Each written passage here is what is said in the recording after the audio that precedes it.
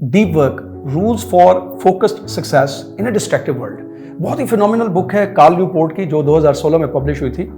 जिसमें वो time management, performance और प्रोडक्टिविटी के लिए बहुत ही ज़बरदस्त किस्म की स्ट्रैटेजीज बताता है कि कैसे आज के दौर में, जहाँ पर आपके इर्द गिर्द बहुत ज़्यादा डिस्ट्रैक्शंस होती हैं, इन तमाम डिस्ट्रैक्शंस के बावजूद आप अपने वो तमाम काम जहाँ पर आपको बहुत ज़्यादा फोकस चाहिए, जहाँ पर आप एक्सीलेंट परफॉर्मेंस चाहते हो, एक्सीलेंट टाइम मैनेजमेंट चाहते हो, उनको एक फोकस्ड और डिस्ट्रैक्शन फ्री अंदाज में कर सकते हो। और अगर मैं बिल गेट्स और जेके रोलिंग जैसे बड़े नामों का जिक्र किए बगैर सिर्फ उन चंद लोगों की बात करूं जिनको मैंने अपनी ज़िंदगी में ऑब्जर्व किया है, and I found them to be high performer, उनकी प्रोडक्टिविटी बहुत शानदार होती है, या मैं सिर्फ अपने उन चंद कामों की बात करूं जिसमें मैंने खुद बहुत ज़्यादा एक्सीलेंट परफॉर्मेंस दी है विद एक्सीलेंट टाइम मैनेजमेंट, तो मैं एक बात बहुत ही कॉन्फिडेंस से कह सकता हूँ कि जो चीज़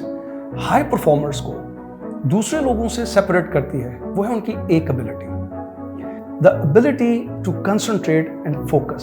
सिर्फ एक काम पर ही नहीं, बल्कि एक वक्त में एक ही काम पर for a longer period of time without any kind of distraction, mental या फिजिकल, पूरी तरह से इन्वॉल्व होके, डीपली इन्वॉल्व होके, जिसको कार्ल न्यूपोर्ट डीप वर्क कहता है। और आज की वीडियो में मैं ये जो डीप वर्क का कॉन्सेप्ट और जो स्ट्रैटेजी कार्ल न्यूपोर्ट बताता है उसको बहुत ही सिंपल अंदाज में आपके साथ शेयर करने जा रहा हूँ, ताकि आप भी अपने वो तमाम काम जिनके लिए आपको बहुत ज़्यादा फोकस चाहिए, जिनमें आप खुद से बहुत अच्छी परफॉर्मेंस चाहते हो, एक्सीलेंट परफॉर्मेंस चाहते हो विद एक्सीलेंट टाइम मैनेजमेंट, और उसमें आप प्रोडक्टिव होना चाहते हो, उसको कर सको। लेकिन उससे पहले एक दफ़ा अगर आपने मेरी पिछली वीडियो नहीं देखी तो उसको इसके साथ ज़रूर मिला के देखो, ताकि आपको जो प्रोडक्टिविटी का कॉन्सेप्ट है वो क्लियर हो सके। तो महज टाइम कंज्यूम करने का नाम नहीं है, बल्कि टाइम को बचाने का नाम भी है।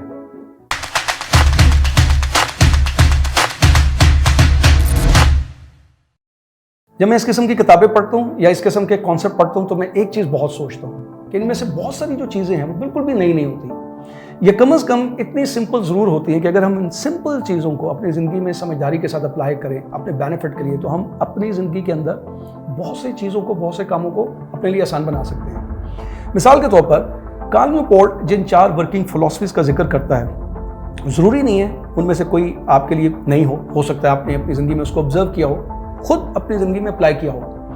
द ओनली डिफरेंस इज कि जब हम इन चीज़ों को समझ के साथ अपने बेनिफिट के लिए इस्तेमाल नहीं करते, यूटिलाइज नहीं करते अपने टाइम को बचाने के लिए, अपने टाइम को सही तरीके से यूटिलाइज करने के लिए, अपनी बेहतर परफॉर्मेंस और प्रोडक्टिविटी के लिए, तो फिर हम वो रिजल्ट नहीं हासिल कर पाते जो हम एक्सपेक्ट कर रहे होते हैं। सो सबसे पहली चीज़ जो वो सजेस्ट करता है वो ये कहता है कि आपको भी देखना ये पड़ेगा कि इन 4 वर्किंग फिलॉसफीज में से, इन वर्किंग स्टाइल में से कौन सी चीज़ आपको सूट करती है, आपकी पर्सनैलिटी के हिसाब से, आपके ऑब्जेक्टिव्स के हिसाब से, आपके हालात के हिसाब से, आपकी रिक्वायरमेंट के हिसाब से, उसको देखो सबसे पहले। मिसाल के तौर पर पहली जो वर्किंग फिलॉसफी है वो है मोनिस्टिक फिलॉसफी, जिसका मतलब ये है कि जिस काम को आप कंसंट्रेशन से करना चाहते हो उसको करने के लिए एक लंबे अरसे के लिए आप खुद को अपने एनवायरनमेंट से आइसोलेट कर लो, जैसे कि मंक्स करते हैं या रिलीजियस लोग जब उन्होंने इबादतें करनी होती हैं, रिलीजियस एक्टिविटीज़ को, प्रैक्टिसेस को करना होता है, दुनियावी कामों से वो खुद को बिल्कुल अलहदा कर लेते हैं एक लंबे अरसे के लिए। बिल्कुल इसी तरीके से जेके रोलिंग जिसने हैरी पॉटर नावल लिखा उसके बारे में कहते हैं कि बिल्कुल वो भी इसी फिलॉसफी के तहत अपने आप को आइसोलेट कर लेती थी जब उसने नावल के ऊपर कंसंट्रेट करना होता था। मैंने खुद 99 में बिल्कुल इसी फिलॉसफी के मुताबिक अपने MA के एग्जाम्स की तैयारी की। व्हाट आई डिड वाज कि मैंने 2 माह के लिए एक रूम लिया रेंट पर और अपने आप को अपने घर के एनवायरनमेंट से, डिस्ट्रैक्शन वाले एनवायरनमेंट से दूर ले गया, ताकि मैं कंसंट्रेट कर सकूं अपने एग्जाम्स की तैयारी के ऊपर, and that is the reason I got that particular result. इसलिए तो मैंने कहा है कि ये बहुत सारी जो चीज़ें होती हैं ज़रूरी नहीं है कि वो नहीं हो या कार्ल न्यूपोर्ट जैसे लोगों ने ही सिर्फ ईजाद की हो। द ओनली डिफरेंस इज़ कि जो लोग अपने लाइफ को, अपने कामों को बहुत संजीदा अंदाज से लेते हैं, वही इन चीज़ों को समझते हैं, अपने लिए यूटिलाइज करते हैं और फिर वो दूसरों के साथ शेयर करते हैं, ताकि लोग भी इन्हीं चीज़ों को अपनी ज़िंदगी में अप्लाई करके अपने लिए फ़ायदा उठा सकें। दूसरी जो वर्किंग फिलॉसफी है वो मोनिस्टिक फिलॉसफी की एक बड़ी फ्लेक्सिबल शेप है, बाई मॉडल फिलॉसफी, जिसमें इनफैक्ट आपको एक लंबे अरसे के लिए अपने एनवायरनमेंट से खुद को आइसोलेट नहीं करना, बल्कि अपनी रूटीन में से ही, जैसे कि वीक में 1 डे के लिए आप खुद को अपने एनवायरनमेंट से आइसोलेट कर सकते हो, मंथ में 1 या 2 दिन के लिए, या मे बी आफ्टर 6 मंथ 2 और 3 डेज के लिए आप खुद को आइसोलेट करते हो अपने एनवायरनमेंट से, एक ऐसे एनवायरनमेंट में जहाँ बिल्कुल किसी किस्म की डिस्ट्रैक्शन हो और आप फोकस कर सको अपने काम के ऊपर। About Bill Gates it is said के वो भी इसी तरीके से अपने आप को 1 वीक के लिए, उसका बड़ा मशहूर है थिंक वीक वाला वर्किंग स्टाइल, वो अपने आप को अलहदा करता है ताकि वो कंसंट्रेट कर सके उन किताबों के ऊपर, उन कामों के ऊपर जो वो करना चाहता है। So like this you can also out of your routine once in a week और वंस इन अ मंथ अपने आप को मुकम्मल तौर पर उस एनवायरनमेंट से आइसोलेट करें और ऐसे एनवायरनमेंट में जाएं जहां पर कोई डिस्ट्रैक्शन हो, so that you can also concentrate on the most important task जो आपको करना है। तीसरी जो वर्किंग फिलॉसफी है उसको कहते हैं rhythmic philosophy, and this is the philosophy जो मुझे लगता है बहुत सारे लोगों को सूट करती है, इवन स्टूडेंट्स को भी सूट करती है। ये उन लोगों के लिए है जिनको डेली बेसिस के ऊपर एक बहुत ही इंपॉर्टेंट या बहुत ही चैलेंजिंग टास्क है वो करना होता है और उसके लिए उनको high level concentration, high level energy चाहिए होती है। जैसे कि मैं हूँ, डेली बेसिस के ऊपर एक बहुत इंपॉर्टेंट काम मुझे करना है, उसके लिए आपको पूरे दिन के लिए या कुछ दिनों के लिए आइसोलेट नहीं होना पड़ता, बल्कि अपने दिन में से आप 3-4 आवर्स या 5 hours what ever the time slot, उसका एक ब्लॉक बना लेते हो, उसमें अपने आप को आइसोलेट कर लेते हो, एक ऐसी सिचुएशन में ले आते हो जहाँ पर किसी किस्म की कोई डिस्ट्रैक्शन हो, ताकि you can concentrate on that particular work. So इस तरीके से बहुत से लोग जो हैं वो अपने टाइम को मैनेज कर सकते हैं, बड़ी अच्छी परफॉर्मेंस हो सकती है, कंसंट्रेशन उनका हाई हो सकता है, but definitely they can be productive as well. चौथी जो वर्किंग फिलॉसफी है बहुत ही मज़ेदार है और बहुत ही इंटरेस्टिंग है और हर उस शख्स को सूट करती है जिसकी जो रूटीन है या जिसका जो पर डे स्केड्यूल है वो उसको परमिट ही नहीं करता कि वो अपनी मर्जी से डिस्ट्रैक्शन फ्री एनवायरनमेंट में अपने आप को लेके जा सके, वो अपनी मर्जी से अपने टाइम को स्केड्यूल कर सके। That is called journalistic philosophy. Journalistic philosophy का मतलब है कि आपको अपनी रूटीन में से या अपने पर डे स्केड्यूल में से जो भी टाइम ऑटोमेटिकली अवेलेबल होता है उसी टाइम को आपने यूटिलाइज करना है, उसी में आपने सबसे इंपॉर्टेंट टास्क को प्रायोरिटाइज करना है और ख़ुद को आइसोलेट करना है, एक डिस्ट्रैक्शन फ्री एनवायरनमेंट में लेके जाना है ताकि आप उस काम के ऊपर कंसंट्रेट कर सको। सो दिस मीन्स कि हर जो फिलॉसफी है उसके अपने बेनिफिट हैं। द इम्पॉर्टेंट थिंग इज़ कि आपको ये देखना है कि कौन सी आपकी पर्सनैलिटी, आपके वर्किंग एनवायरनमेंट या आपके गोल्स के साथ फिलॉसफी सूट करती है, उसको आपने सेलेक्ट करना होता है, उसके हिसाब से अपने कामों को प्रायोरिटाइज करना होता है, उनको स्केड्यूल करना होता है, उसके हिसाब से अपने डेज के या टाइम के ब्लॉक्स बनाने पड़ते हैं। जैसे कि मैंने अपनी पिछली वीडियो में बताया था कि जब मैंने इस वीडियो के ऊपर काम करना होता है, यानी टॉपिक को रिसर्च करना है, उसके ऊपर ब्रेनस्टॉर्मिंग करनी है, उसकी स्क्रिप्टिंग करनी है, तो मैंने कौन सा वीक का एक डे जो है वो ब्लॉक किया हुआ है और उसके अंदर कौन से आवर्स को मैं ब्लॉक कर लेता हूँ ताकि मैं वो काम कर सकूँ। तो बिल्कुल इसी तरीके से आपने वो टाइम ब्लॉकिंग करनी होती है और उसमें फिर डिस्ट्रैक्शन फ्री एनवायरनमेंट क्रिएट करके आपको उस काम के ऊपर कंसंट्रेट करना होता है। फिर एक बड़ी इंटरेस्टिंग चीज़ कार्ल न्यूपोर्ट अपनी बुक डीप वर्क में सजेस्ट करता है और वो ये कहता है कि अपने प्री वर्क रिचुअल्स बनाओ।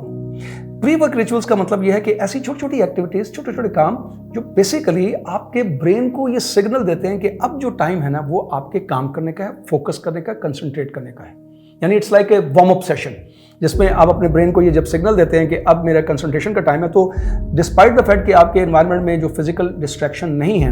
लेकिन आपका जहन जो है वो आपको डिस्ट्रैक्ट करने की कोशिश करता है, ख्याल देता है, वो डिस्ट्रैक्शन की तरफ नहीं जाएगा। आपके जहन में ऐसे ख्याल नहीं आएंगे कि ये काम भी करना है, वो काम भी करना है, बड़ा इंपॉर्टेंट काम है, इसको पहले कर लो। You will be at least mentally prepared कि आप अपने काम के ऊपर कंसंट्रेट कर सको। मिसाल के तौर पर जब मैंने काम करना होता है तो मैं तकरीबन 15 से 20 मिनट पहले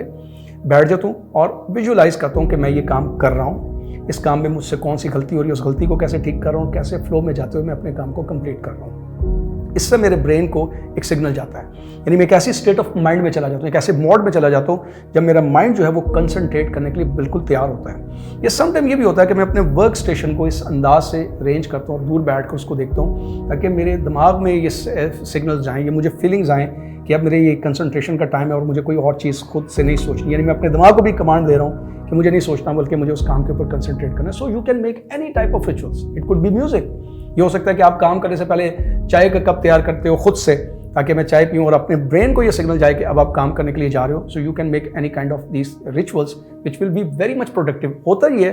कि लोग इसलिए डिस्ट्रैक्ट होते हैं कि वो कामों के अंदर जंप इन करने की कोशिश करते हैं, वो इस किस्म की एक्टिविटीज़ को इंपॉर्टेंस नहीं देते हैं और इस वजह से वो बहुत सी जो अगर फिजिकल डिस्ट्रैक्शन उनकी एनवायरनमेंट में नहीं भी हैं तो मेंटल डिस्ट्रैक्शंस की वजह से वो अपने काम के ऊपर फोकस नहीं कर सकते। वैसे तो डिस्ट्रैक्शन के अंदर भी बहुत से लोग काम कर लेते हैं लेकिन वो पीक परफॉर्मर नहीं होते। और डिस्ट्रैक्शन के अंदर जो काम किए जाते हैं इसको कार्ल न्यूपोर्ट शैलो वर्क कहता है। And this is the important thing जो आपको समझनी है कि डीप वर्क और शैलो वर्क का डिफरेंस को समझना है। If you want to be high achiever, high performer, highly productive, excellent तरीके से टाइम मैनेज करना चाहते हो तो यू मस्ट अंडरस्टैंड कि डीप वर्क कौन सा है और शैलो वर्क कौन सा है और उसके हिसाब से उनको अलग-अलग करना है और उनकी प्रायोरिटाइजेशन या स्केड्यूलिंग करनी है। तब you would be able to concentrate only on those important task और चैलेंजिंग टास्क जिनको आपका हाई फोकस चाहिए, हाई कंसंट्रेशन चाहिए, जिसके लिए मैं अब आपको टाइम प्रायोरिटाइजेशन के लिए 3 बड़े इंपॉर्टेंट मेथड बताने जा रहा हूँ और उसके हिसाब से फिर आप स्केड्यूल करोगे अपने डीप वर्क को और शैलो वर्क को। ताकि आपका जो टाइम है वो एक्सीलेंट तरीके से मैनेज हो सके। लेकिन इन प्रायोरिटाइजेशन मेथड्स को बताने से पहले मैं एक चीज़ आपको बता दूं, ये जो शैलो वर्क्स हैं ना, ये वही तमाम वर्क्स हैं जिनके बारे में अक्सर लोग कहते हैं कि मैं सारा दिन बिजी रहता हूँ, काम तो बहुत करता हूँ लेकिन प्रोडक्टिव नहीं होता और मुझे अपने टाइम का पता ही नहीं चलता, टाइम कैसे लग जाता है। This is what basically keeps you in illusion, आपको एक इल्यूजन में रखते हैं। That is why it is very important कि आपको डीप वर्क और शैलो वर्क अलग-अलग करने आते हो, ताकि आप उसके हिसाब से अपने टाइम को, अपनी चीज़ों को मैनेज कर सको, प्रायोरिटाइज कर सको। सो इसमें जो सबसे पहली स्ट्रेटेजी या जो पहला मेथड है वो है 80-20 रूल, या जिसे हम पैरेटो प्रिंसिपल कहते हैं, जिसका मतलब ये है कि आपके वो काम जो 20% जो आपके लिए हाईली प्रोडक्टिव होते हैं, बहुत अच्छे रिजल्ट्स देते हैं, जिनको आपकी बहुत ज़्यादा कंसंट्रेशन चाहिए, they are very beneficial for you, उनको आप अलग कर लेते हो। और वो तमाम काम जो 80% कैटेगरी में आते हैं, जो आपके लिए कोई रिजल्ट्स भी कोई ज़्यादा प्रोड्यूस नहीं करते, आपका वक्त भी ज़ाया कर देते हैं, बहुत सा वक्त ले जाते हैं, उनको अलग कर दो। They can be in the category of shallow work, उस पर ले जाते हैं। And then according to the philosophy और the concept of deep work, आप अपनी टाइम ब्लॉकिंग करते हो, उसमें अपने उन कामों को लेकर आते हो, टाइम ब्लॉक करते हो, उसमें काम करने की कोशिश करते हो in a very completely distraction free environment with complete focus and energy. दूसरा जो टास्क प्रायोरिटाइजेशन का मेथड है उसे कहते हैं ईट दैट फ्रॉग। ये बड़ा एक अजीब सा नाम है, लेकिन इस अजीब नाम के पीछे एक बहुत ही इंपॉर्टेंट मैसेज है। देखो, आप प्रोक्रास्टिनेट क्यों करते हो, क्यों सुस्त हो जाते हो? क्योंकि बहुत से जो डिमांडिंग टास्क होते हैं, जो चैलेंजिंग टास्क होते हैं, या मुश्किल टास्क होते हैं, या जो टास्क आपको पसंद नहीं होते, आप उनको टालने के आदी हो जाते हो और सबसे पहले उन कामों को करने की कोशिश करते हो जो शायद इतने ज़्यादा प्रोडक्टिव भी नहीं है, आसान है। सो पसंद या नापसंद की बुनियाद पर या मुश्किल आसान की बुनियाद पर आप सबसे पहले उन कामों को करते हो जो आसान है आपके लिए, और फिर वो जो मुश्किल और डिमांडिंग टास्क है जिनके लिए आपको ज़्यादा फोकस चाहिए, ज़्यादा एनर्जी चाहिए, वो टालते चले जाते हो। और एक ऐसा वक्त आता है कि फिर आप उसके लिए वो स्पेस ही नहीं क्रिएट कर सकते, वो टाइम स्केड्यूलिंग ही नहीं कर सकते कि जब आप डिस्ट्रैक्शन फ्री एनवायरनमेंट के अंदर वो काम कर सको। सो सबसे पहले जो है प्रोडक्टिविटी के रास्ते में यही बड़ी रुकावट है। If you want to be really productive, तो आपको देखना ही होगा कि जो सबसे ज़्यादा आपके डिमांडिंग टास्क होते हैं, जो चैलेंजिंग टास्क होते हैं, जिनको आपका हाई कंसंट्रेशन लेवल या फोकस चाहिए होता है, उनको सबसे पहले दिन के हिस्से पे प्रायोरिटाइज करो, उनको करने की कोशिश करो। ईट दैट फ्रॉग का मतलब ये है कि फ्रॉग का मतलब द डिमांडिंग टास्क, जिससे ज़्यादा एनर्जी और फोकस चाहिए, और ईट का मतलब सबसे पहले उसको करने की कोशिश करो। इन दिस वे आप देखोगे कि आपके जो काम है वो टाइम के अंदर मैनेज हो सकते हैं, एक्सीलेंट परफॉर्मेंस हो सकती है, आपकी जो प्रोडक्टिविटी है जो सही मानों में आप हासिल करना चाहते हो वो कर सकते हो। तीसरा जो मेथड है अपने कामों को या अपने टास्क को प्रायोरिटाइज करने का, वो है आइजनहोवर मैट्रिक्स, जो कि एक बहुत सिंपल सा 2x2 का एक ग्रिड बनाना होता है, और उसमें अपने तमाम कामों को उनके इंपॉर्टेंस और उनकी अर्जेंसी के हिसाब से आपने प्रायोरिटाइज करना होता है। जिसमें होता यह है कि पहले ग्रिड में या पहले बॉक्स में वो तमाम काम जो आपके लिए बहुत ज़्यादा इंपॉर्टेंट है, बहुत अर्जेंट है, जिनको सिर्फ आप ही कर सकते हो और आपका फोकस और कंसंट्रेशन और एनर्जी चाहिए, उनको आप पहले बॉक्स में रख लेते हो। दूसरे ग्रिड में या दूसरे बॉक्स में वो तमाम काम जो आपके लिए इंपॉर्टेंट तो बहुत हैं, करने आप ही नहीं है, आप ही का फोकस और आपकी एनर्जी चाहिए, लेकिन वो अर्जेंट नहीं है, उनको आप रीस्केड्यूल करते हो for the next day, next month और may be next few months. और जो तीसरा ग्रिड है उसमें वो तमाम काम जो आपके लिए इंपॉर्टेंट तो नहीं है लेकिन अर्जेंट बहुत है, जो आप नहीं कर सकते, ना ही आपकी एनर्जी और फोकस उसको चाहिए, दे can be done by anyone, वो डेलीगेट किए जा सकते हैं, उसको तीसरे बॉक्स में ले आए। और जो चौथा बॉक्स या चौथा जो ग्रिड है उसमें वो तमाम काम जो आपके लिए इंपॉर्टेंट भी नहीं है, अर्जेंट भी नहीं है, दे can be done in all types of destruction, जिनकी अभी ज़रूरत भी नहीं है, उनको आप चौथे बॉक्स में या चौथे ग्रिड में ले आते हो। सो इन दिस वे अब अपने तमाम कामों को समझते हुए कि उनकी इंपॉर्टेंस और अर्जेंसी क्या है, उसके हिसाब से आप रीस्केड्यूल करते हो, और फिर जब आप अपने चीज़ों को प्लान करते हो, टाइम ब्लॉक्स बनाते हो, देन यू सी के ना सिर्फ अपने कामों को बहुत अच्छे तरीके से कर सकते हो, उनकी परफॉर्मेंस अच्छी होती है, बल्कि टाइम भी आपका बहुत अच्छा मैनेज होना शुरू हो जाता है। सो नाउ अगर ये आपको कॉन्सेप्ट बहुत इंटरेस्टिंग लगा, अच्छा लगा, और आपको लगता है कि इस कॉन्सेप्ट के जरिए आपकी ज़िंदगी बड़ी आसान हो सकती है, आप अपने कामों को बहुत अच्छे तरीके से प्लान कर सकते हो, बहुत टाइमली मैनेज कर सकते हो, और सबसे इंपॉर्टेंट चीज़ जो प्रोडक्टिव होने की जो सही डेफिनेशन है उसके मुताबिक आप प्रोडक्टिव हो सकते हो, तो what I would recommend first of all is कि पहले आप इस डीप वर्क बुक का मुताला करने की कोशिश करो, इसको समझने की कोशिश करो, और secondly for the next 10 days ये जो मैंने आज कॉन्सेप्ट दिया है, जो टास्क प्रायोरिटाइजेशन का तरीका बताया, इसके मुताबिक अपने कामों को स्केड्यूल करने की, प्रायोरिटाइज करने की कोशिश करो, और देखो कि you will see there is a huge difference in that, definitely you will observe. लेकिन अगर आप पहली दफ़ा करने से वो डिफरेंस आपको एकदम महसूस नहीं होता, तो कोई हर्ज नहीं है दोबारा कोशिश करने में, दोबारा कोशिश करो देखने के लिए कि क्या डिफरेंस आता है। बिकॉज मैं अक्सर ये कहता रहता हूँ कि ज़िंदगी कभी भी परफेक्ट नहीं होती, ये मुसलसल कंस्ट्रक्शन का नाम है, खुद के साथ जदोजहद करना पड़ती है। सो अपनी ज़िंदगी को आसान बनाने के लिए, अपने टाइम को अच्छे तरीके से मैनेज करने के लिए, हाई परफॉर्मेंस के लिए और प्रोडक्टिव बनने के लिए मेरा नहीं ख्याल कि एक दफ़ा कोशिश करने में कोई हर्ज है।